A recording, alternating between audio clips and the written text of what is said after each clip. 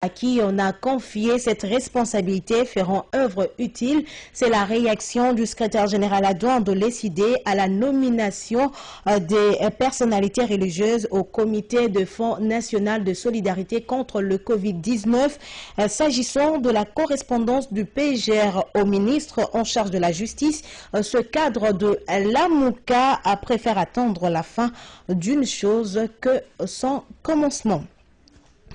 Affrontement entre les adeptes Némoana Semi et la police nationale congolaise dans le Congo central.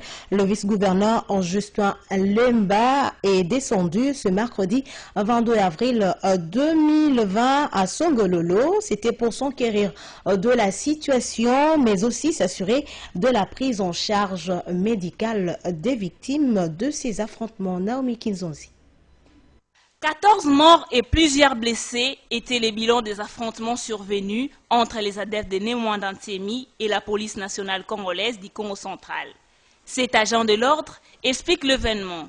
Projectés de gaz lacrymogène, ça n'a pas pu tenir et ils étaient porteurs des armes à feu, du calibre 12, que vous venez de voir là-bas. S'ils n'étaient pas pris là, les policiers devraient rester ici, en cascade, puisqu'ils étaient nombreux plus que nous. Ils étaient aux environs 213.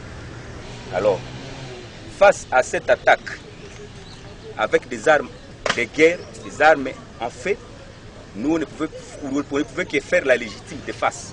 Et lorsqu'il y a légitime défense, la force doit être proportionnelle à l'attaque, puisque nous sommes là pour sécuriser la population.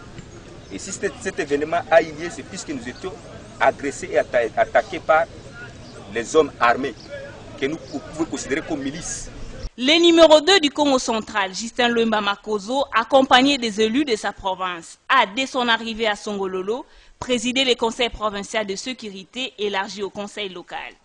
Tout en déplorant ces faits, le vice-gouverneur du Congo central s'est dirigé à l'hôpital Ime Kimpese pour s'assurer de la prise en charge médicale de victimes causées par ces affrontements. Nous avons déploré un bilan avec 14 morts et plusieurs blessés. C'est vraiment déplorable. C'est pourquoi nous insistons à ce que la population respecte les mesures préventives du chef de l'État, puisque la pandémie de Covid est en train de ravager le monde et c'est devenu un fléau universel. À savoir, dans son message du 12 avril 2020, Némoana Semi, leader du mouvement mystico-religieux appelé Bundu Diamayala, aurait ordonné à ses adeptes de chasser tous les non-originaires du Congo central, car pour lui, ce sont eux qui sont à la base de l'insécurité enregistrée ces derniers temps dans le Congo central.